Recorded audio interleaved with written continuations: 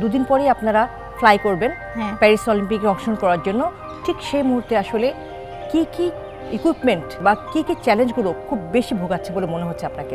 আমার ভালো ধনুক দরকার ছিল, যেটা আমি এখনও পাইনি। তারপরে ধনুকের পাশাপাশি অ্যারো দরকার হয়, অনেক হাই কোয়ালিটির অ্যারো দরকার হয়। নর্মাল অ্যারো দিয়ে খেললে সব আর্চারদের সাথে পেরে ওঠা যায় না।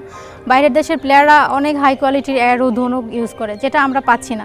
তো ওগুলো যদি আমাদের হয়ে যায়, এই সুযোগ সুবিধা যদি আমরা পাই, তাহলে আমাদের যে মেডেল পাওয়াটা খুব ইজি হয়ে যাবে।